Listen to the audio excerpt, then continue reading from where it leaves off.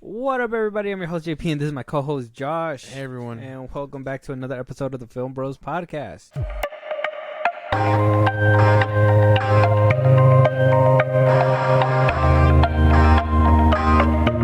So, obviously, I think this is just going to have to be the topic of every single, the start of every single episode is basically the SAG strike that's going on. Yeah. I got a list. Of every single person that, is not out at the picket lines but decided to go ahead and make a donation. Because, like I said, we are keeping up with the series of who's putting money down but who's actually out there in the picket lines. Adam Sandler and Ben Stiller were out there today. That was cool. Jack Black was out there. Yeah. But before we get started and before I go ahead and read off this list of generous donators, I just want to let you guys know if you guys have any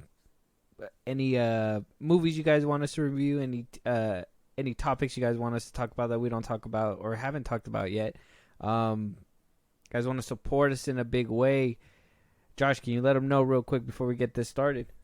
Twitter, TikTok, Instagram, FilmBros podcast. Posting new episodes are up and whatever else. You can engage with us there. And then support us. Buzzsprout links are in those bios. So, yeah, you get special perks when you do. So why not? All of our older episodes are there for you guys to listen right now so you guys can keep up with everything that we talk about and you guys never miss a moment. With that being said, so we wound up hearing that at least all these stars right here have put in at least $1 million each to the SAG Relief Fund. Yeah. That's Oprah, Meryl Streep, Nicole Kidman, Leonardo DiCaprio, Luciana and Matt Damon, Arnold Schwarzenegger, Jennifer Lopez, and Ben Affleck, Ryan Reynolds and Blake Lively, Hugh Jackman, and Deborah Lee Furness. Now, none of that tells us, especially the ones that are couples like Ryan Reynolds and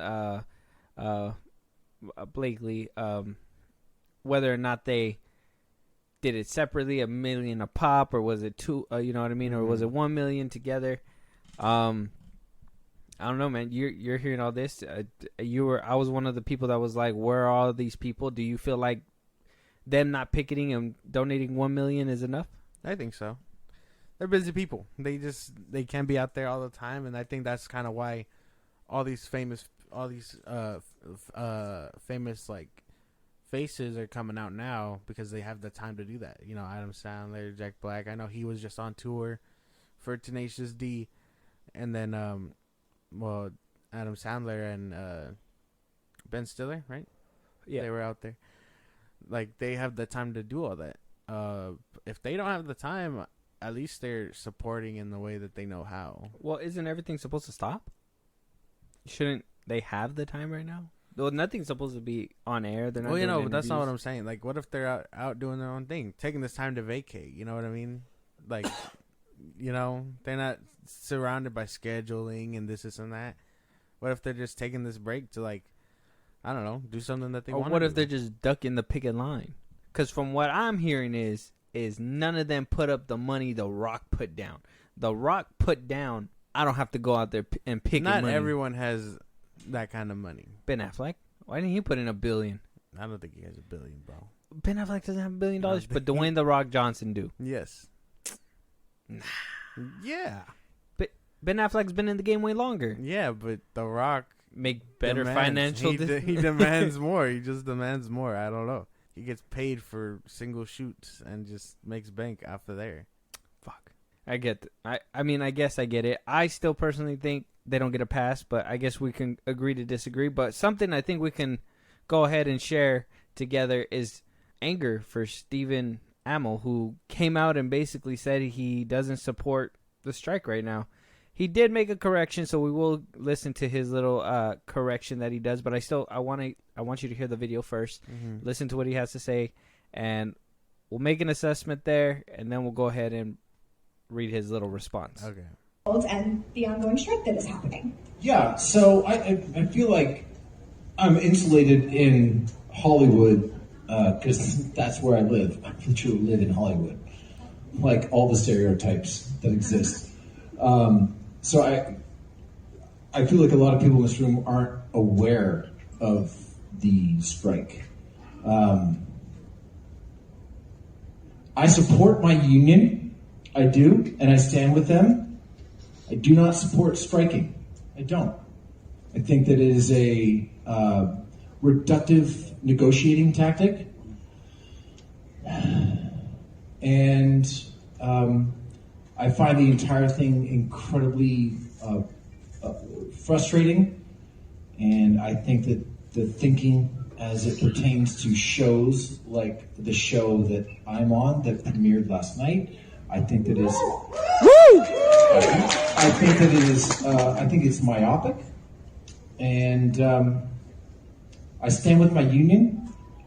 So that's basically it. Now, it sounded like he was trying to tiptoe around it, and he got in his little, promotion for his show, just a little tad bit. He was able to put that in there. Well, how hard is it to just say I stand in solidarity with my guild, and this strike is, I'm obviously striking with them. I mean, if that's the case, why is he still on stage doing Q&As when all Q&As should be pre-recorded right now too? I don't know. I personally, obviously, he's a TV show actor. I think we talked about in a couple episodes ago that a lot of soap opera actors, they said that they weren't going to make it. I'm pretty sure a lot of TV show people aren't going to make it if they don't get, at least a little bit that they're getting from these TV shows. Him and his brother have been trying to become big name actors, and I don't think it's working out for them. Who's his brother? Who is his brother? Where would you know him from? Is he on TV? Or? No, I think he's been in a few movies too. I'm not sure what his name is, but he's if you can remember The Flash, his brother is the one that plays the Firestorm. I don't know if you've seen him. Robbie Amell? Yeah, his brother. They look exactly alike. Oh, kind of. Is Steven cross-eyed, kind of? Jesus, my man. Damn. Okay, keep going. But yeah, so they've been trying to make it into like big name movies for a minute. We know Stephen was I think the last big movie he was in was he was the TMNT. douchebag in the Duff. Okay, I know who it is. He was in The Babysitter too. Yeah, he was the bully, the jock in The Babysitter. I don't know if you've seen the first one. Yeah. Oh yeah, they did. Yeah, okay, yeah. Yeah. Totally forgot he was there. He was the one that would basically was chasing the main character. And he came out in the second one too. Yeah. Funny. He was funny. He was funny in that one. Funnier than King Batch. But besides the point, they've been trying to make it for a minute, and I think this is him just kind of his ego kind of getting in the way, kind of, because he hasn't been doing that. He's doing another show instead of another movie. I think I can't remember what the last movie he was in, but I can remember he was Casey Jones in the live action TMNT movie from Michael Bay, the sequel. Yeah, that was like the last thing I can remember him in. That was Stephen Amell played. Yeah, that was Stephen Amell. Oh, remember? Sweet. Yeah, I remember now. Yeah, with the Krang and all that. Yeah. I'm not too sure. I enjoyed those movies, by the way. I like the first one. Okay. The second one loses me. The second one's more like a punchy action one, but it still does the job. You can just watch it and just turn your brain off. It loses me. I don't know what it is. I've tried. I think when that one came out, I tried watching it. Couldn't get past the beginning with the basketball scene, and then when I did get back into it, I seen it on TV, I think, and then I was like, okay, I think I can finish it now. And then I didn't, and then eventually I found it on streaming, and I was like, I have to finish this movie. And then I finished it, and I was like, I wish I didn't finish this movie. Bro, that snowboarding scene, that shit was legit. Yeah, it was legit. That man. was cool. And then fucking Shredder 1v4ing these guys, that's insane. That was in the first one. Was that in the first one? That was in the first one. Oh yeah, that was sick. Okay. That's why I think the first one does a lot better than this one. Oh, the second one was the brain, huh? Yeah, the Krang. The Krang. Yeah. I don't remember that one too much. I gotta rewatch it. I've been meaning to rewatch those too because I think I seen a clip the other day and I was like, man, these turtles look super realistic. I'm like, I gotta rewatch these movies again. Yeah. The CGI in those movies are insane. You can't even doubt that. Yeah. Michael Bay and has like a Shredder good looked eye. sick. Shredder did look sick. He did. But let's go ahead and read the what his updated response was because everybody was saying kind of what I was saying right Everyone now. was jumping on his neck. Yeah. He doesn't support the strike. I've seen some dirty shit online. I was like, bro, it's not. I mean, it's deep, but unless you're related to one of these actors, I wouldn't know why they would say some of the things that they Yeah. did. But hey, you know what? The internet could be a harsh world. I know. I've seen it. And then also basically what I said, it sounded like he was plugging in his show at the same time, and it's like you're not supposed to do that Yeah. at this time, which in a way kind of sounded that way. You know what I mean? A little bit, yeah. Just a tad. For I sure, don't know. for sure. But he did say that it was taken out of context. He absolutely supports the union, but he doesn't like the act of striking. I'm an actor, and I was speaking for over an hour. I emote, but I certainly don't think these issues are simple. Our leadership has an incredibly complicated job, and I am grateful for all that they do. Despite some of my terrible early acting, I assure you, I'm not a robot. From an intellectual perspective, I understand why we are striking, but that doesn't mean it isn't emotionally frustrating on many levels for all involved. Why didn't you just say that shit? Like, why did you just say that from the top? You know what I mean? Just when you were there, hey, it's a frustrating situation. I hope that whoever's not aware in this room, that I just want to make it aware that, you know, we're standing in solidarity with each other, and hopefully the strike is over soon. Easy peasy, lemon squeezy. Wipe your hands, walk away. You're bing bang boom, you're done. But it seems like this guy has like an act for like getting in trouble, because I think even during when like his show was premiering, or what was it, Arrow? Yeah, right. He said some things. I don't remember what it was about, but he had said some some funny shit, and people were jumping on his neck about it too. No, yeah. Apparently, he has a history of being obnoxious on set or whatever. Oh, is that what it is? Yeah, and like I guess every other actor was like happy that his character died or whatever, and he didn't have to be on the show anymore. But I doubt it. I highly doubt that. I'm not too sure how reliable that all is, but yeah, he should have definitely worded it better, and I'm sure in hindsight he understands that now. But I mean, the damage is done. Now people think he's just doing damage control. Well, yeah, obviously. I mean, he said the wrong word, so obviously he's gonna have to try to find a way to basically save face. You know you didn't mean what you said, and don't get me wrong, that clip was cut out of context, but Yeah.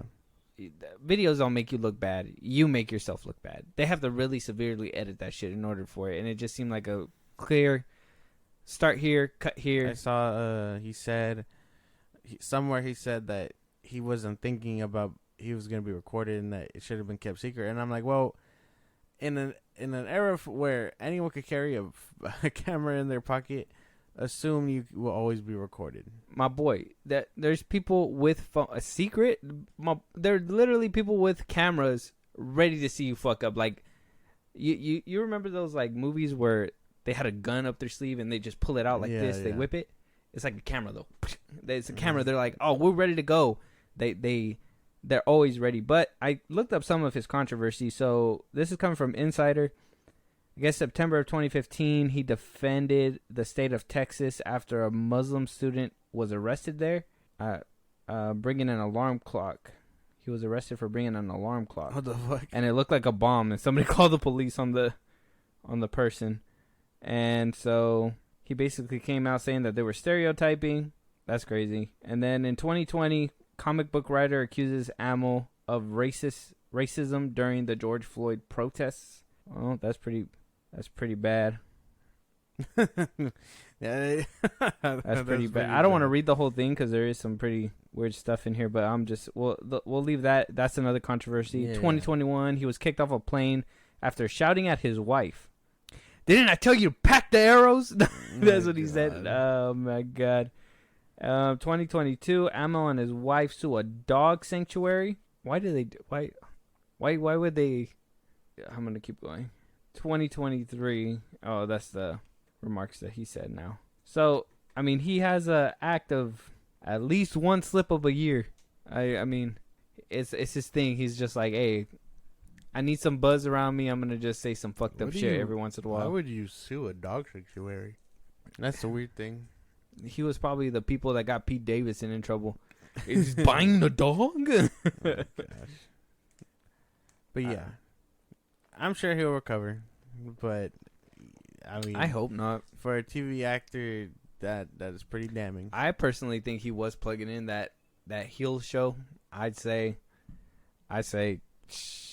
that I would seriously tell him to review that clip and be like, hey, is this violating union, striking law? Because they're supposed to be in solidarity, and you can get kicked out if you're promoting your movie without, one of the waivers for a TV show. So that's what I would say. Maybe I'm a little harsh, but after reading some history back, I'm pretty sure somebody who does an investigation would probably do the same thing and be like, hey, you know what? You have a history. This is kind of like the icing on the cake. And then, he wouldn't have a career anymore. Maybe. And then Robbie Amell will come in. You go, Robbie. I don't know.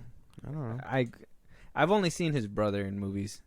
I haven't really seen it. Maybe in TMNT, but I haven't really seen that one as of recently. And I haven't seen Arrow to be like, if he's a good actor or not. I've only seen him in clips with like The Flash, Grant Gustin. Mm-hmm. But I never went out of my way to be like, cool Arrow clips or something. No, I just go, Flash multiverse? Okay. Oh, Green Arrow's here. Wow. I don't know. That's why I can't remember the last big thing he was in other than this show recently. Teenage Mutant Ninja Turtles movie. Teenage Mutant Ninja Turtles. His brother has had probably more acting roles, which is crazy. And mainstream, probably. Let me see. I'm looking up his movies right now. Arrow. He's talking about heels. He was in Teenage Mutant Ninja Turtle, Code 8. I don't know what that's about. I think that's another like superhero movie. No, it's like a sci-fi robot android type shit. Oh, okay. No, man, I don't see anything else he's actually been in. I think Robbie has actually made more movies. Maybe he's more superstar material. Maybe. I don't know. But either which way, y'all make your decision, your verdict, and we want to hear you guys' answers. Does his comments relieve him of what he said, or should we just should we give him an excuse? Just move on. Just move on. Just move on. Just move on. Moving on though. So we're hearing after a good while of striking, that finally the AMPTP has now decided to go ahead and sit down and talk, meeting up on this Friday, August 4th, to go ahead and start negotiating back up. This is all after the Today Show with Fran coming out and saying that they're basically well stocked to go 6 months plus. So, and Fran is the leader of the WGA and the SAG union. So, after that comment went out, studios kind of said 6 months. We're fucking struggling now. 6 months. How are we gonna do 6 months? And then all of a sudden we got a little. Apparently they reached out to the AMPTP, reached out to the WGA and the union leaders. They said, "Hey, we're willing to go ahead and sit down and have a conversation." And the conversation is basically gonna go through. Obviously, one big thing is the agenda of including minimum staffing in writing rooms, right? Yeah. That was a big deal. Apparently, there would be 4 writers on a show, a movie, and they barely be able to bring the chicken home. It was insane. Going ahead and dealing with the viewership-based streaming residual and AI, as in, we already know AMPTP is trying to push for smaller residuals because they're cheap. That's the whole reason why they're going ahead and doing this strike. They're not paying their people fairly, actors, writers. All those people. Apparently, they're not getting enough money. Writers, for sure. Actors, can you really feel bad for actors? But, if one's standing for solidarity, I think this is mostly I think the money's mostly for the writers, and I think the AI and the obviously the face scanning is more for the actors. I think that's what they're fighting for. And that there's a hope that they can find a compromise, or at least the latter. But obviously the situation is still in early development. It's fluid right now. It could go either way. Could go right for them. They can find some common ground, maybe pick out a couple things, or it can go completely wrong and say, you know what? You guys didn't even try inching a little bit closer to us. Yeah, more or less. I mean, I know I called this a while back with the companies wanted to come to talk to them for a minute because, the people obviously going to band together to survive. I think The Rock stepping in with his fat ass donation really helped all that. $1 million a piece, depending on how they worked all that out. Yeah, being able to last for 6 months. Yes, like it's good. Offered them the hand to like keep it going for a while, and that's even like, who knows if they get any more donations along the way. You know what I mean? But yeah. I think the companies coming out with Breaking First is gonna show a lot. With everybody that I listed off is basically 9 million. So I don't know if they just kind of rounded it up and went to $1 billion with it, but they basically, the 9 of them basically matched The Rock's donation. Yeah. So The Rock's sitting there like, oh boy, hold my nuts. Like it's not even good. You did call it. Yeah, I mean, we obviously know the studios can't go on without these people. They need production to go back on. Yes. They're seriously in danger of pushing a lot of movies from January up until maybe March back, pushing it all the way back just because of the strike. Yes. They can still make summer movies if they, find a solution and get back on track, but that's assuming that this meeting on Friday goes correctly. Yeah, more or less. If they can all come to the consensus again instead of wasting everyone's time. That's one thing. Like, don't waste your time. I mean, if you guys are coming back to negotiate, y'all better at least both sides. Wherever one wasn't willing to budge, I hope they're both able to find a little bit of compromise. The only thing they won't budge on is AI, and I think like costing. I think I just read it right here. You need me to repeat it again? Were you paying attention to me? Yeah. Yeah. Well, no, isn't that what they were? That was what they were fighting about before. No, this is what they're gonna meet up on Friday. Yeah. That's what I just did. I just said that. You didn't hear me say that? No. Yeah. Yeah. No. I mean, do you need me to? Did y'all listen to this? No. Did y'all hear this? I mean, he's making me think like I didn't read it out loud. Did I read it out loud? I'm pretty sure you did. Okay, I'm just making sure. But that's what I'm saying though. Like that's the consensus they need to agree upon. And if not, the company's gonna have a bigger problem on their hands. Basically, obviously, like I said, they're gonna basically just spit out whatever the fuck I just said a second ago. I don't even know where to take it from here. I like you just regurgitated what I just said in a different way. Oh well, that's most of what we're talking about. I know, but what? I just it was just so like in my face. I just couldn't like. I was just trying to figure I'm trying to figure out how to move forward, but at the same time, I'm kind of thinking like, did he just repeat what I just? Like, SAG is gonna be alright at the end of the day. They're all gonna get back to their jobs. All those people, whether they do indie films, they keep continuing to work with A24. Like they'll be alright. Hollywood would be alright. Yeah, it'll make a bounce back. The ones that won't be alright: Netflix, Disney, WB. Disney's Fox. Obviously hurting right now. I mean, did you? Obviously, we heard that Peacock has like apparently lost $1 billion in streaming its 2023 quarter. Yeah. Paramount's losing money. Apparently, all streaming sites are losing money, and nobody knows why. I'd imagine it's a lot of like hoopla people in hoopla. It's a bunch of people trying to do it in solidarity. I know when they announced their strike, a lot of people were like, "Well, I'm canceling if no one wants it," And the only ones that I feel like the only ones who would use streaming are the ones like that would know what's going on. Old people are gonna be like, "What? No, give me my show." I don't think that's the reason. I just think that they're not making a profit on streaming like they say. You know how a lot of people came out saying that streaming is not very, liquid. I think that's starting to be apparent. I think the only one that was making money off of this was Netflix, but we've learned, and if you guys want to go back to our older episodes, go check them out. But we've learned that Netflix, the reason why Netflix has been able to do it is they've been basically cheating out their people.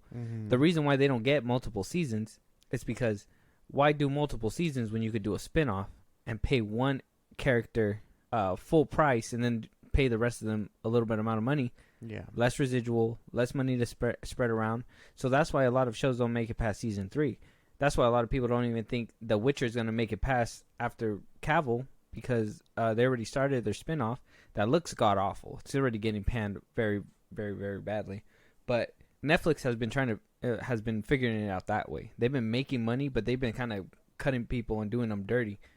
Whereas there's other places that are just upright losing money because they're just not putting out good product. Disney, I don't really think Peacock's been putting out a lot of good product. Paramount has some good shows, and MTV is on there as well, so they should be riding high. I haven't really heard so much. And Tulsa King, I heard Tulsa King brought up a lot of viewership, so King is really good. I'm not sure about that one. Hulu is kind of losing money, but I think they're kind of recouping with the 20th Century Fox movies like Prey. They really need to put out a sequel to that one. But Disney Plus is just hemorrhaging money because that's a babysitting app. And nobody's watching Secret Invasion. Nobody's watching any of that shit at all whatsoever. Yeah, I got bad news for you, brother. I know we got it later in the line. Spoiler alert. I'm a hype up Loki, my guy. I don't like I know Secret Invasion might have done me dirty, but I'm ready to get hurt again. Really? Yeah. Even after what happened with Secret Invasion. Loki has Kang in it.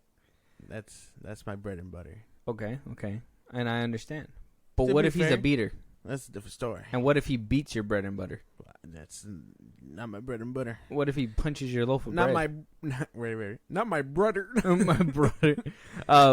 So speaking on that topic, though, obviously we were talking about the director of Secret Invasion. I don't want to mess up his name. Ali Selim. Oh yeah, good job. You know, he tried to blame fans in one of his quotes, saying that we're rabid and you know we can either really like it or we can really hate it. Instead of him just saying I made a bad show. Yeah. He really blamed it on the fans, but he took it a step further, even telling the Hollywood Reporter when asked how people may react to the death of Maria Hill, Rhodey being a Skrull since maybe Endgame, and he basically responded with, "I'm worried that I will get death threats because of that, and also because I'm the guy who took out Maria Hill, so I'm actually going into hiding right now." What a fucking weenie. I'm not saying sending death threats is a good thing, because that should never be the case. It's not real cool, like not very cash money. it's but not very like, cash money. but like don't be a bitch. Like no one's gonna send you death threats, bro. It's not like you pissed off Star Wars fans. That's another fan base you gotta worry about. Giving death threats. Don't give us a bad name, bro. We're not gonna give death threats over that. And then on top of that, this show was so dog shit. It's not even worth writing the threat, bro. It's not even worth it. It's not even worth the click of sending it. The show wasn't even good. I'll shit on it. Right now. It wasn't good. Don't watch it. It wasn't good. Did you like it? No, you didn't. It wasn't good. I thought it was alright. You didn't like it? It was alright. It was nothing spectacular. But besides the point, worrying about death threats nowadays it's honestly a real thing, because people like to throw that shit out willy-nilly, I feel, as of lately. People on the internet just do that shit in general. I think. How many times have I seen a comment, "Eat a dick, pussy"? I'm like, oh, what? It's a cooking show. Like, I don't understand what the hell happened. Like, it's just that people just say things on the internet. It doesn't mean it's gonna happen. Now, if you see a big dude holding a Glock walking up to your front door, now that's a threat. But you shouldn't really worry about what people are saying on the internet. And to be honest, like I said, I think people took really well. At first, people were like, "Oh, who cares?" But people took really well. Rhodey's whole reveal thing, they didn't really make a big buzz about it. It wasn't too crazy. Maria Hill, I think a lot of people were like, "Oh, they did my girl dirty," but moved on from it. I think the fact that this show was so dog shit, they were just like, none of that even this matters. might as well happen. Yeah. But yeah, don't worry about death threats. Not over the internet. Who really are gonna piss off? The guy with the two dudes with the podcast, the one that's always wearing the Spider-Man hoodie. Like, who really are you gonna make that mad? You know what I mean? Who gives two shits? James Gunn. Like I hate that guy. Like, there's no way. Oh no, you turned Rhodey into a Skrull. Kill yourself. Like, that's not gonna happen. That is not gonna happen. And I hope you don't do it. I hope you don't be like, well, Rhodey's a scroll. I can't believe I made the worst Disney Plus show ever, and then like kill yourself. That'll That'll be worse. the worst. Is that? I Are don't you know. confirming that this show is the worst Disney Plus show? No, I mean like in his words. No. But I want to. Now I'm kind of curious. Is this the worst Disney No. Plus show? What's the worst Disney Plus show in your head? To me, Yeah. No, to Santa. well, Miss Marvel. Miss Marvel. Miss Marvel or She-Hulk. Miss Marvel. Probably, yeah. Yeah. I would give it to them. One of them too. They At can least fight. we have She-Hulk twerking They- in one. they- I mean, they as can- much as that's so out of character, at least we get some kind of fun out of it. There's that, and then Daredevil. She-Hulk had He Daredevil. wasn't really a highlight either. You're just boring. You think you didn't find that whole jumpy thing too much? No, that's exactly what he's like in the comics. But it was too cartoony. It felt too cartoony. It didn't feel like there was weight to it. Just kind of felt like he was just flying in the air. I don't know, man. And like he was. I mean, he was acrobatic in the Netflix show, but he wasn't like that much. But there was weight to it. That's the weird thing because Netflix probably didn't have the CGI budget to make him that jumpy and stuff. And when they tried, it was actually him running and doing flips and shit. Yeah, on wires. Yeah, and like in the Defenders, the whole chase scene where he's following, where Jessica Jones is following him on the rooftop and he's running. And like that's him actually like going over vents and shit. That's as realistic as it gets. Disney will just be like, "Oh, CGI him Yeah. jumping off the building, like that'll be sick." And like while I thought it looked pretty sick, yeah, I know what you mean. No real weight to it, because it's just a CGI man. Yeah. I would just wish that I hope in the show that they give him that it's just a little bit more weighty. But either which way, Secret Invasion doesn't even have me looking to Loki. We do have the trailer in the back end of this episode, so we'll give you guys a reaction to that. I haven't even seen it. Have you seen it? No, I haven't Okay, seen it. thank God. I had this knife waiting for you. No, I've Yeah. only seen the posters. The poster looks pretty cool. Oh, I haven't seen the poster. I just seen the little teaser with Miss Minutes on Twitter. That was it. Not like a teaser, but it was like a little picture. It had Yeah. like the clock. Mm-hmm. But yeah, I mean, I guess we'll have to wait for that Loki trailer in a little bit. But right now, I want to kind of get your take on it. We might be getting a Wonder Woman 3. Probably not. I don't know. The internet is a buzzing right now, so the internet's a buzzing because they think that Gal Gadot is coming out with a Wonder Woman 3. Now, I have the video here, but I can't find the clip on where she says that. But she was speaking to Collider for The Heart of Stone that's coming out on Netflix. This was a pre-recorded interview, so it's not very... Obviously, it's not new, so you guys can't really be like, oh, she's promoting her movie. No, it was pre-recorded. So, when asked if she liked the sequels with the Batman and Joker, that if she's going to be getting a sequel, if she would bring Gal Gadot into the new DCU. Yeah. And she basically responds with, I love portraying Wonder Woman. It's so close to and dear to my heart. From what I've heard from James and from Peter is that we're going to develop a Wonder Woman 3 together. And that's basically the end of the quote. Now that has people up in flames. Oh, how are you guys keeping Gal Gadot? But how are you guys also, getting rid of Henry Cavill and Ben Affleck? And I will admit, at first I was like that. I mean, was that your first reaction, or what? How do you feel about this? Oh yeah, way back when it was, but now it's more of keep her out of their hands. I feel. Oh, you don't want her to be a fucking laugh track, huh? Mm-hmm. Oh, we need a gag. Let's bring Wonder Woman in. Let's fucking put Homeboy's face on her body and put a double in. Exactly what I don't want. Like that's the thing, because while I do want her back, she was badass. Even in '84, I feel like she had her moments in that one. Even as dog shit as that movie is, like she deserves better than be treated as like this like sex thing. Like I don't really. Billy Batson has a dream about her. Oh, aha, funny. And then they put what's his name's face on her. Wet dream. Yeah. And then he flirts with her at the end of the movie. That was so inorganic. Her skirt keeps getting shorter for some reason. Every time we see her, another sex joke with her in it. Like it's not a good look. I miss I miss her the first Wonder Woman. Diana, like I want them to go back to that, and Justice League Diana. I doubt we won't get that shit. BBS Diana. Yeah, like I get that, 100%. I was just more like, how are you guys cherry picking who you're gonna bring? Yeah. I thought this was a reboot. It doesn't feel like it's a full on reboot. But then I got a little bit of tea, obviously, and this is coming from a Twitter user, and he's also a scooper, so he's been very reliable. His name is Can We Get Toast on Twitter. If you guys want to follow him, shout out to him as well. I get most of my scoops from him. Yeah. He's usually pretty accurate.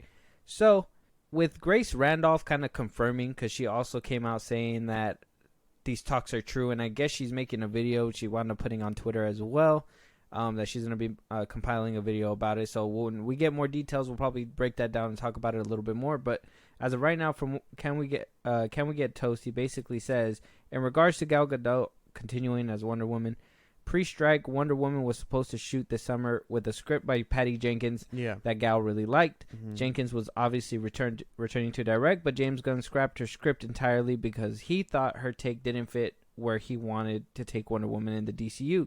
This led to Jenkins no longer being involved in the project in any capacity. James Gunn, Peter Safran, and Gal Gadot will develop a new version of Wonder Woman 3 from scratch post-strikes. At the end of the day, it won't really be Wonder Woman 3, but a reboot starring the same actress. Some things we saw in her previous movies will stay the same. Some will change. So from this, it sounds like she's going to stay Wonder Woman, but it's going to be James Gunn's Wonder Woman. So whatever take that's going to be put on screen is going to be his take, and that they're basically going to start her from the beginning. Well, yeah, with Paradise Lost and all that, I'd imagine it would. I don't know if Scares the fuck out of me. Same with Superman. So are you excited to see her come back? Well, obviously, yeah. To some capacity, it would be nice to see her back. I do love her Wonder Woman. I love her Wonder Woman too, but I really don't want to see her be done dirty again. I think he has some truth to it, but I think that they're not developing a Wonder Woman 3. I think she's just going to be producing the Themyscira show and basically saying, like, she's basically going to be the mentor, you know?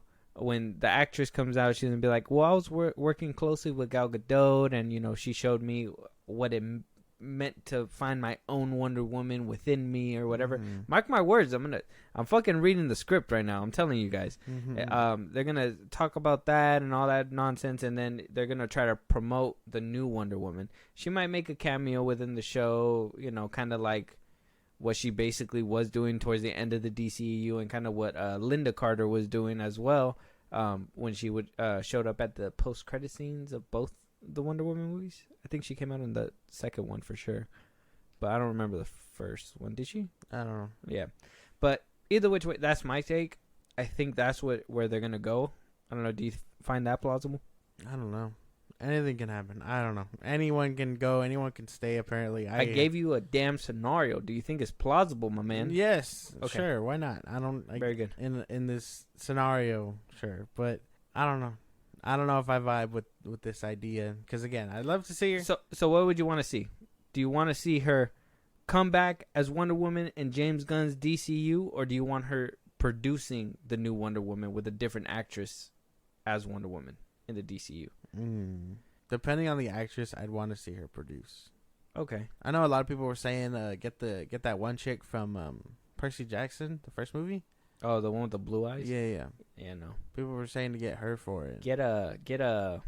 It probably is the safe bet, but get the girl from who's doing the ballerina spinoff. What's her name? Anna Darmus. Oh. That probably sounds like a safe bet, but I honestly think her, or if they really want to go like crazy route, the girl from Extraction 2. I think she'd be a wonderful Wonder Woman. Oh yeah, she could probably do really good. Yeah. The sister. Yeah, but she'd be. I can feel people having a problem with her being Indian for some reason. Well, isn't Wonder Woman from that part technically? She'd be like Greek. Or no? Yeah, no. I'm sorry, guys. I don't know. I'm not too good with my I'm trying to figure geography.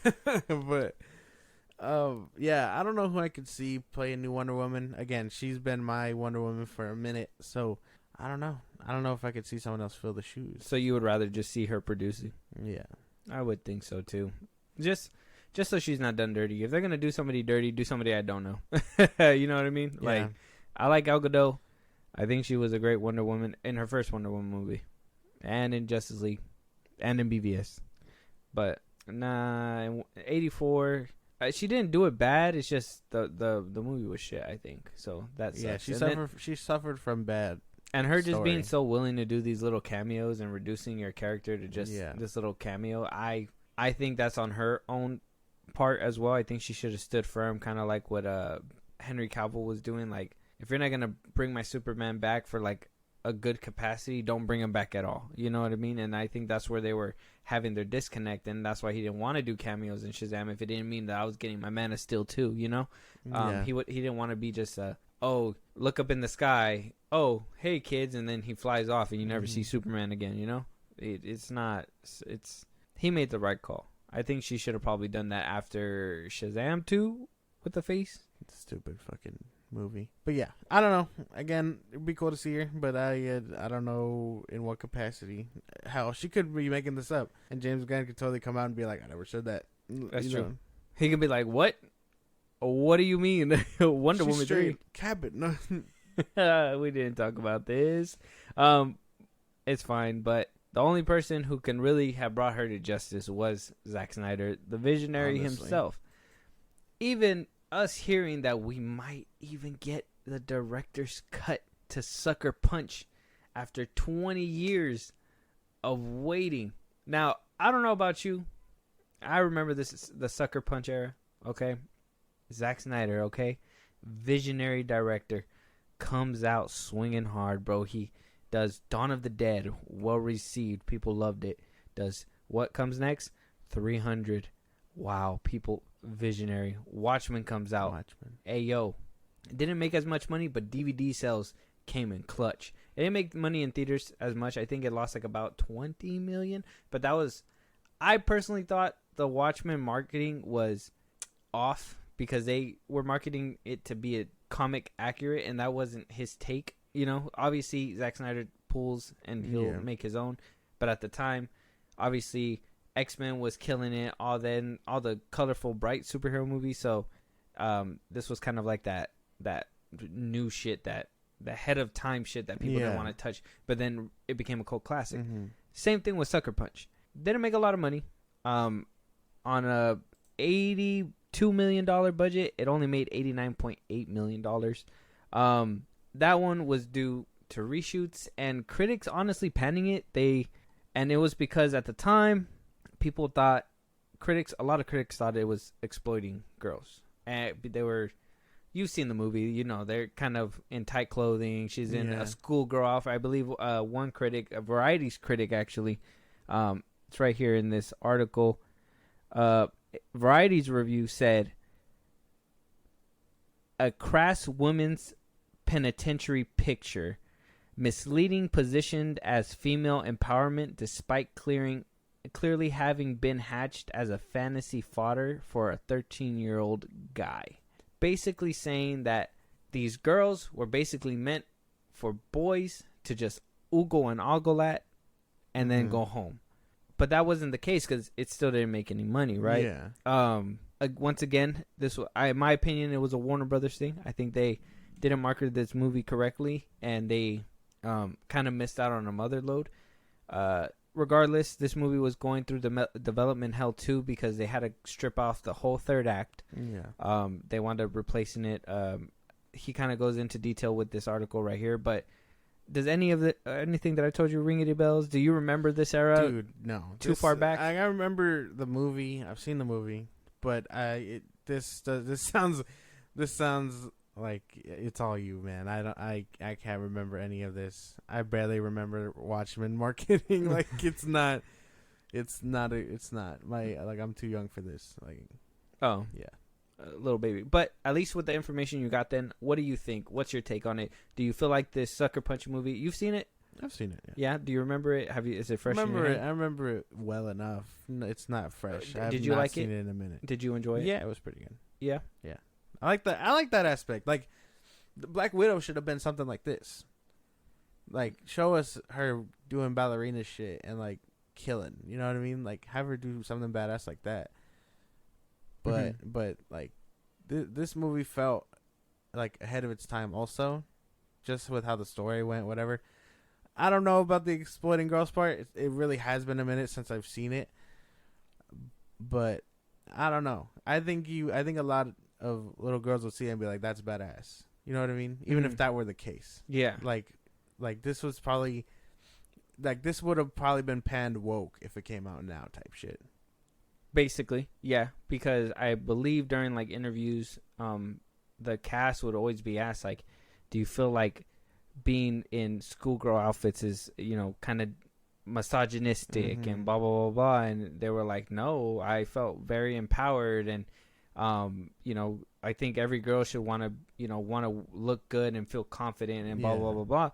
And yeah, so in 2023 that would have been acceptable, and this movie would have been woke. Garbage. Yeah. So once again, this movie is obviously ahead of its time. Yeah. Zack Snyder does it again. So when asked about Sucker Punch,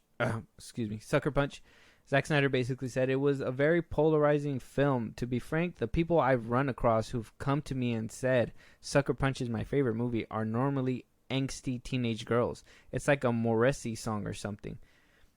Basically saying that that's exactly what happened. Yeah. Girls would come up to him and be like, "I love Sucker Punch. Yeah. It's a badass movie. Whatever," and they would fall in love with it because it showed that women could be strong. I thought that movie embraced that heavily when I watched it. Even the interview even went as far as asking if he will get a director's cut at some point, and he says, Zack Snyder said, "You'll get it at some point, I'm sure, I hope. I've never gotten around to doing a director's cut. I still plan to do it at some point, but the original ending when Baby Doll is in the chair in the basement with Blue, she's already been lobotomized. When the cop shines a light on her, the set breaks apart, and she stands up and she sings a song on stage. She sings, 'Ooh, child, things are going to get easier.' Blondie and all the people that have been killed join in, and it's the idea that in a weird way, even though she's lobotomized, she's kind of stuck in the infinite loop of euphoric victory. It's weirdly not optimistic and optimistic at the same time. That's kind of what the tone at the end was. We tested it, and the studio thought it was too weird, so we changed it." Now, if you remember the original ending, she winds up stealing all the keys, and she was about to be put back in the chair and her memory wiped once again. She winds up getting up, breaking out, escaping, leaving, hitting a bus, getting the fuck out of there. She escaped. Happy ending.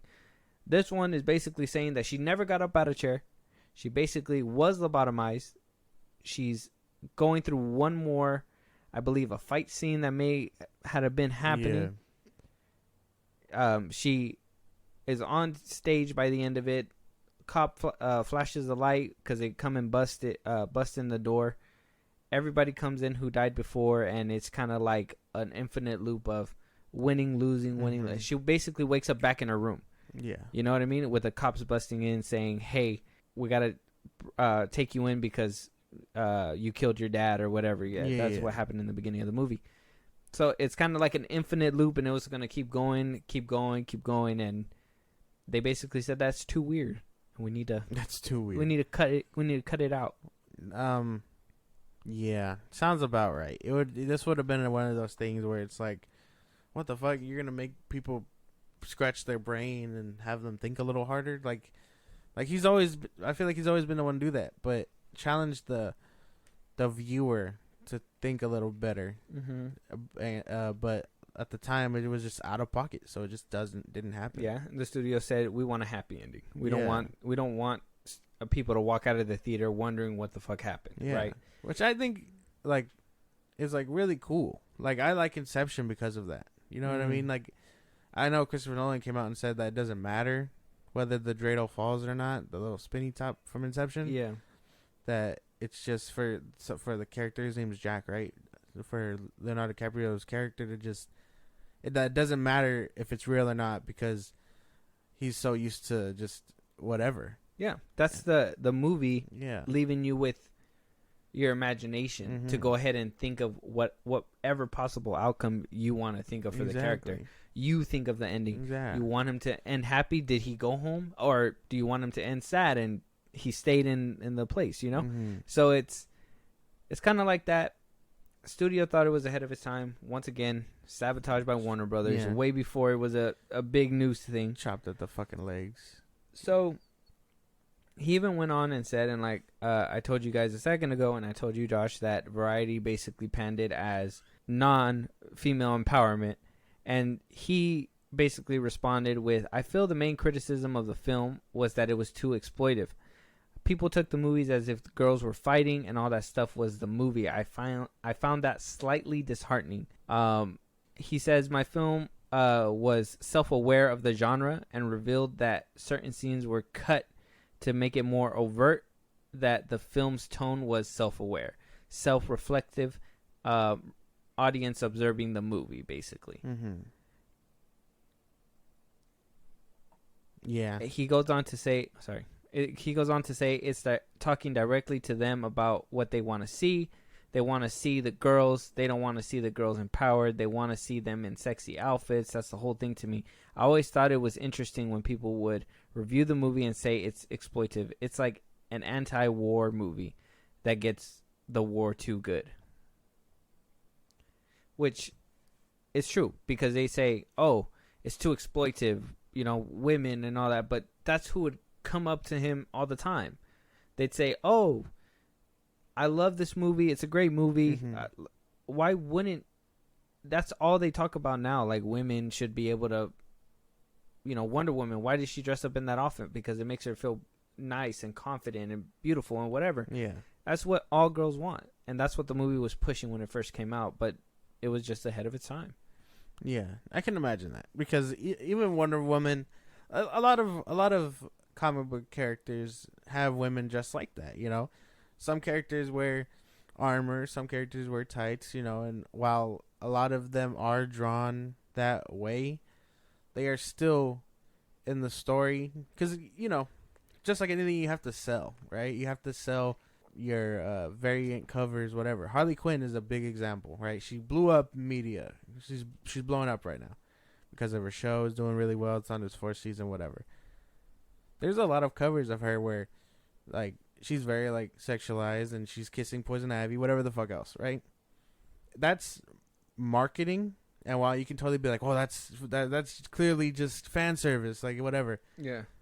Read her comic books. Like, inside the story, it's very deep, very detailed stuff, very comedic action. Like, you get all of that. But that front piece is to draw you in. As far as Sucker Punch goes, if you're into all that stuff, that's their business. But there's a lot more to the story than them just wearing the schoolgirl outfits. That's what I'm trying to get at. Yeah, 100%. And it's not like they're wearing it all the time. And if you notice in the movie, it's only when she's dreaming that she's in those outfits. Yeah. So if her dream says, I want to be in those outfits, and if it was such a big deal, the cast would have been dragging this movie. But every single interview they had, like every interview, they always say they have a wonderful time with Zach. They love his movies. They love his vision. They love what he's selling to them. Yeah. And it's never a problem. Exactly. Now, if it was Joss Whedon, if Joss Whedon was doing this, had women in these kind of outfits, then you would kind of be like, oh, that's kind of a red flag. But Zack Snyder is genuinely like a good dude. I mean, Josh Whedon was the one who fought Gal Gadot to put that one scene where Barry lands on her. Exactly. And she refused to do that one. Yeah. Good job standing on your toes on that one, Gal. But yeah, she refused to do that one, and they had to do like a stunt double in that one. But I mean, it is what it is. But either which way, Zack Snyder always being undermined by WB. And we have proof now. 100% we have proof. Yeah. Because Greg Silverman, who is an active voice and has honestly been on Zack's side basically through everything, he's tweeted before about the whole situation that happened. He basically said it's not his to speak on, but that Warner Brothers basically did him dirty. Even up to the point where one time he also defended him, saying that Zack Snyder is just a good guy, to the point where, you know, people take advantage of him. Greg Silverman. Greg Silverman is an ex-WB executive, Warner Brothers executive. He used to work with financials, dealing with movies. So, David, a Twitter user, came out and tweeted saying, "It's always funny to me that supporters conveniently forget how much money Zack Snyder lost for WB. Big hit with 300. Then they handed him DC, and he didn't lose much money there or build a big winner, but 3 or 4 losers in between. Bro power." I saw that tweet going around. You saw that tweet? Okay. That's crazy. So he did make money for WB. Zack Snyder did. There were some movies where he did lose out on, and Greg Silverman decides to tweet this or repost now. I don't know. It's not on Twitter anymore. It's X. I don't know. Whatever the fuck you want to yeah. call it. I'm stuck on that Twitter. On Twitter, Greg Silverman basically replied with, "Not true. We lost some money on Gahul and a fair amount on Sucker Punch. The rest of the films at WB were very profitable. Very." So, like I said, I'm going to reiterate. Sucker Punch, $82 million production budget, wound up coming in with $89.8 million. And now in the tweet, he says Gahul.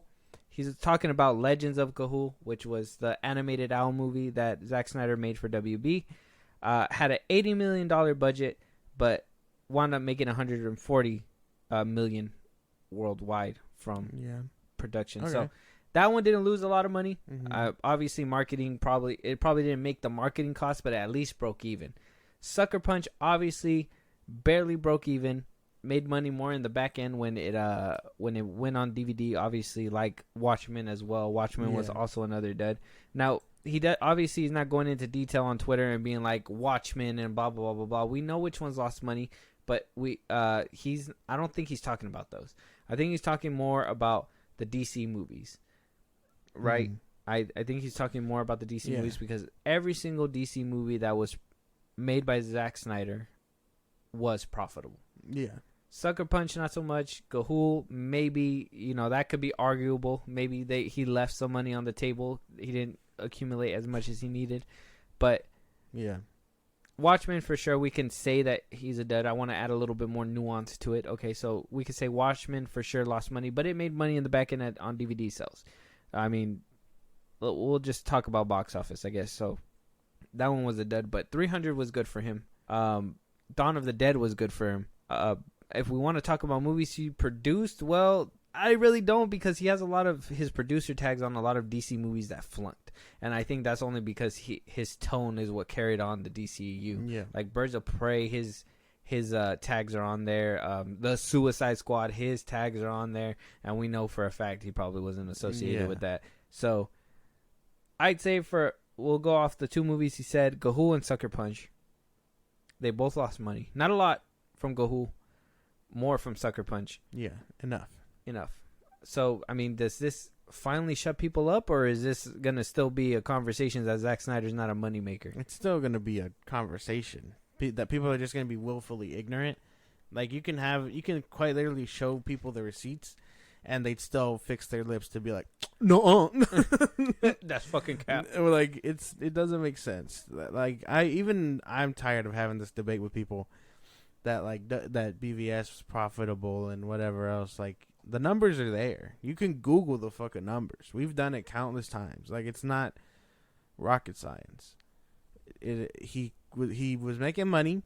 The problem is the executives, Hamada, you dick, didn't like that they weren't hitting $1 billion so easily.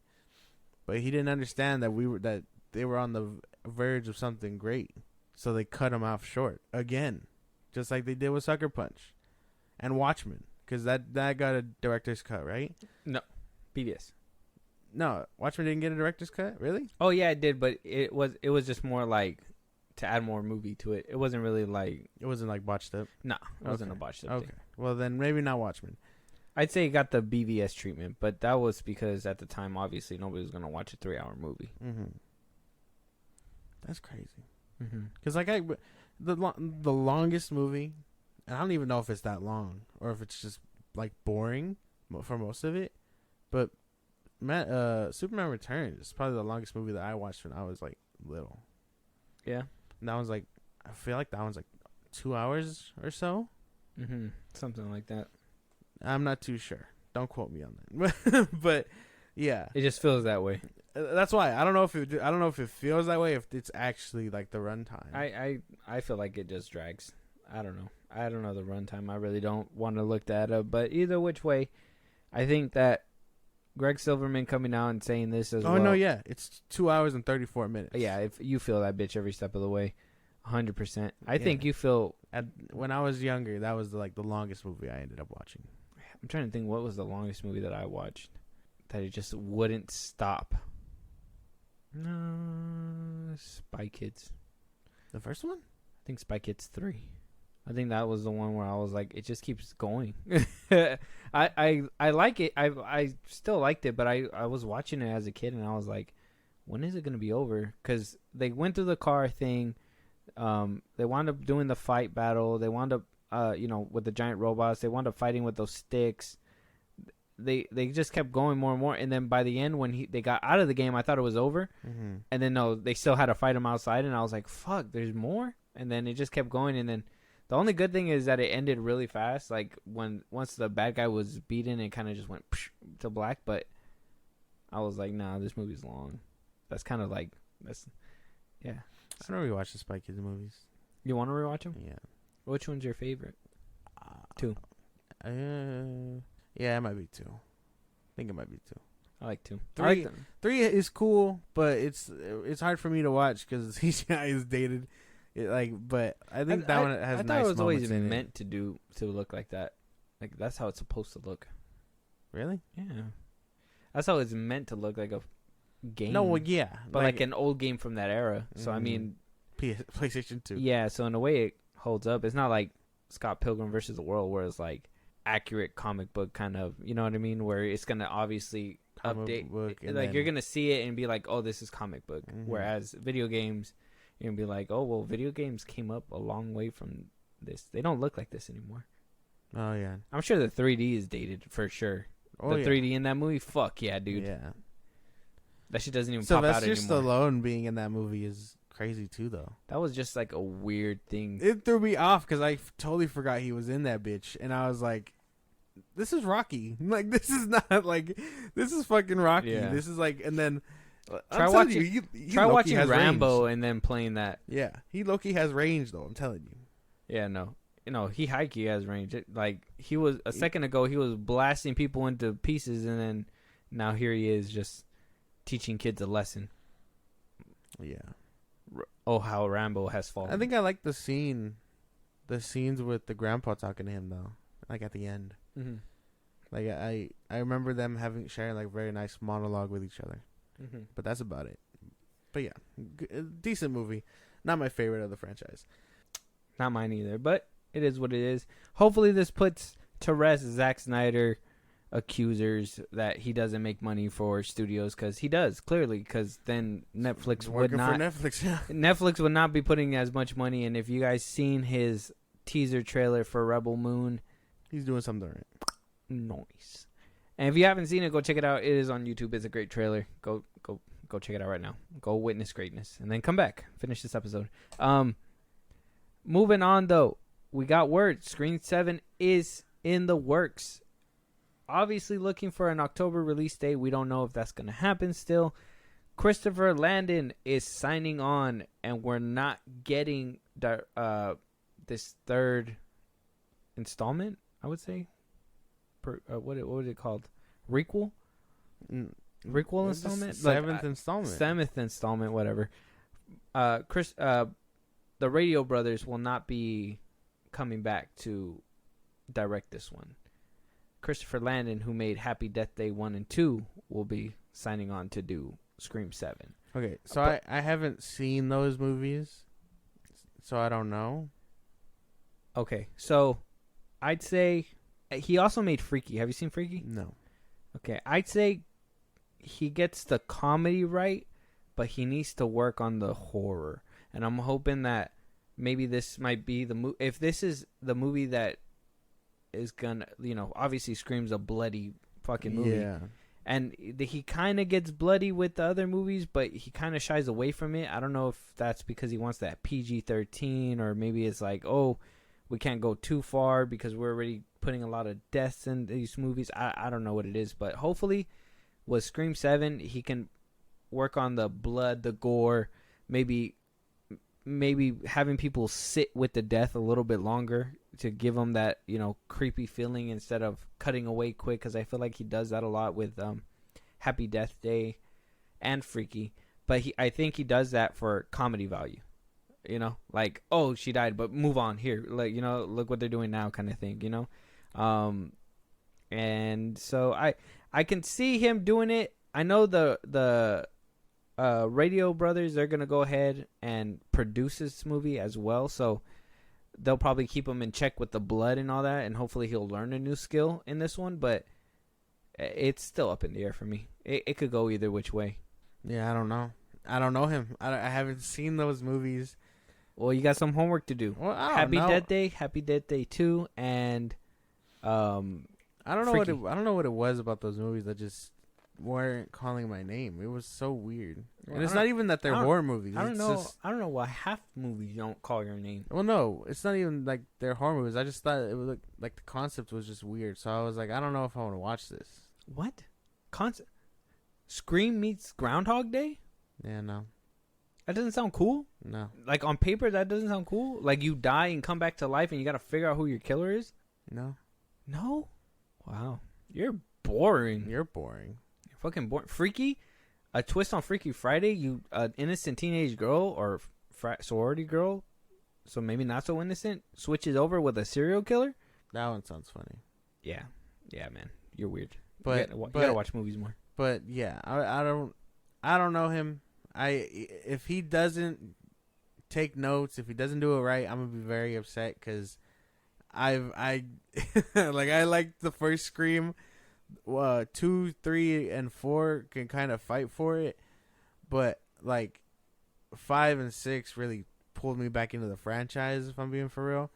And if he can't do it with 7, I'd hate to turn off on this whole franchise. Well, then do your homework, watch those movies, check them out, and then we'll come back to this maybe in the top of another episode, and I'll see somewhere in October. how confident you are in his abilities. Mm-hmm. But moving on though, one more rumor. We don't know if it's true, but Lucasfilm might be learning, or Bob Iger might be reaching in there, saying that The Mandalorian Season 4 might be just completely scrapped from a series and made into a movie. And that would be added on top of the movies that are already going to be put out. Dave Filoni will be directing this one as well. We still get the Rey Skywalker movie, and then we also get Dave Filoni's Thrawn movie. And then we go ahead and get, which is, what's his name? James Mangold's movie, Jedi movie. The First Jedi. Jedi Jesus. Basically? No, but like, I don't know. After season 3, the way it left me, I'm not too sure about where I want this to go.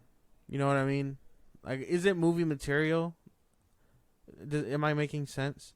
Like sure, in the beginning, maybe season 1, season 2, somewhere in between, put in a movie between those two, make it something sick, add Boba Fett, whatever. But like, with the way he's taking the back seat, I don't see him being movie material right now.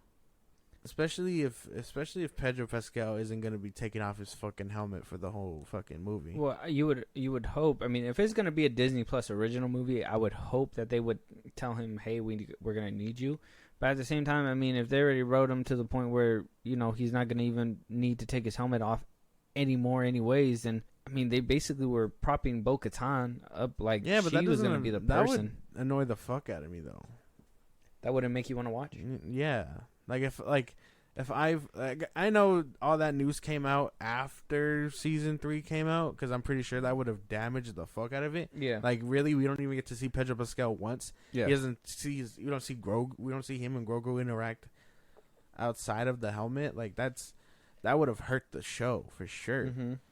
And like I don't want a movie of him like literally no emotion from him at all. If that's the case, because that would fucking suck. He would just the stuntman emoting as hard as he fucking can. Emote, man, emote. That was just one of the things that bothered me. Like, he tilt his head, and I'm like, well, what's he thinking? Like, what? Like, why? I understand Bo-Katan is like front and center now, and this is probably her show, but it doesn't work. Like, I need to see him emote. But that's the thing too. Why would it be her show? It was his show in the beginning. Well, no, well, yeah. And if they're gonna make a movie, then it needs to be his movie. And if hopefully if they do bump it up to Disney Plus streaming movie, whatever, they do sign him on to say, hey, you're going to have to take off your helmet a couple times. But like I said, in the story, they already wrote him like he's supposed to live happily ever after with Grogu. So what would even bring him back into the fight? Just Ahsoka, or if they do that whole thing, if they make it the movie where they're just going around reuniting the bounty hunter clan or whatever to go back to Mandalore. Make that a thing. I don't know where season 4 movie type deal could work. I say story wise. I say justice for Tamara Morrison. Say that Pedro Pascal is gonna be in the show all the way, and just have Boba Fett be there. It's just Boba Fett. It's just Boba Fett all the time. It's my movie now. Yeah. Oh, what's that noise that it makes? What's his theme? Damn, I forgot his theme. Like a panther. It's but Barracuda. So we don't know what's happening with this yet. We'll keep you guys updated. It's still just a rumor, so take it with a grain of salt.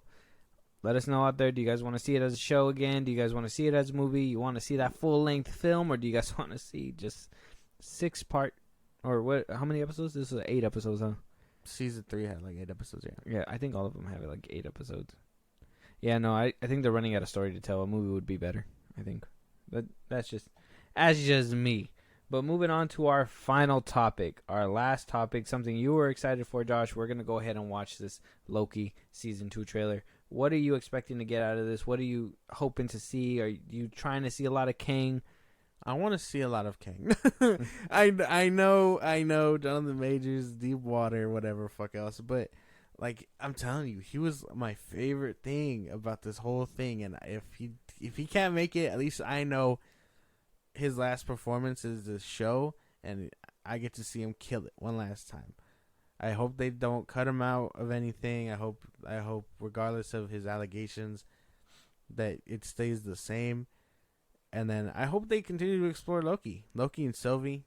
I know they're gonna have to explain that whole kiss or whatever, but you know, by the end of season 1, she forgot. I guess she doesn't exist technically. And then, like, I just hope the story continues to get better, because I really did like season 1.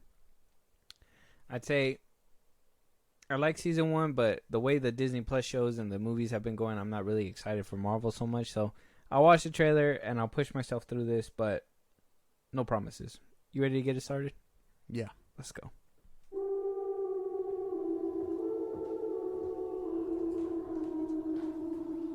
Hobie? Hello? We have a little bit of a situation we wanted to run by you. Mobius! Wow! Great to see you again! That's what's been happening. Wow! Time slipping. Wait, you know that? Yeah. You've seen that? Yeah. Can you fix that? No. It's impossible to time slip in the TVA. I know, but we just saw it happen. Yeah. I've been pulled through time between the past and the present. Hello? If what I saw is true, there's nothing to stand between this world and utter destruction. Only one way to find out. Little good old-fashioned legwork. Listen, we have different styles. You're a man of action, which is fine. I take a more slow, deliberate, cerebral approach. It's really goodbye.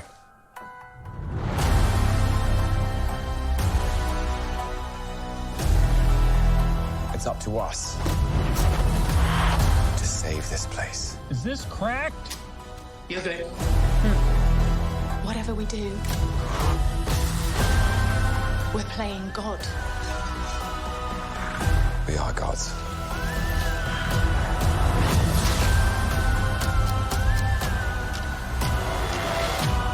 But how do you choose who lives and who dies? Make the hard choice. It's him. You better run! War is on its way. Come on, you're the god of mischief.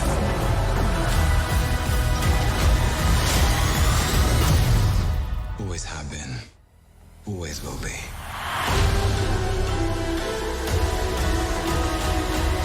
A little over the top, don't you think? I thought it was spot on.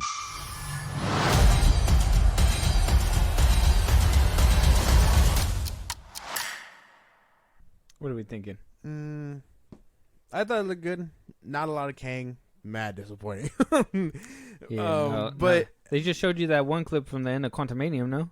Basically. well, yeah, that or I guess at the end of season 1, that little post-credit scene they had, because yeah, that's like the first time they showed him. Oh, yeah. Victor Timely, whatever the fuck his name was. I liked seeing what's his name back. That's cool. I'm really happy that his career's taken off again. What's his name?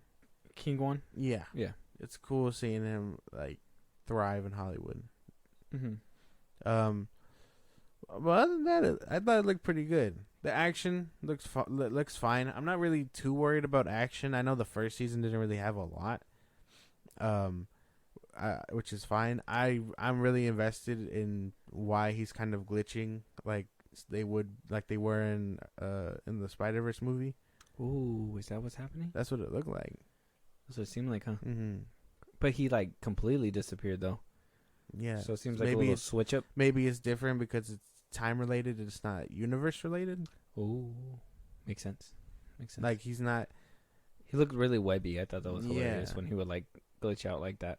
Yeah. This one, I mean, I don't know. It just looks like another Marvel product to me. But I guess this is something I have to wait. I'm interested because I like the first season. I think that's the only reason why I'm really interested, because the first season was good, and yeah, they didn't have a lot of fight, but when they gave it to us, it was actually monumental with that last episode. Yeah. And what is it? The first Loki basically sacrificing himself at castle. Mm-hmm. Wow, that was some good visual work from Old them. Loki.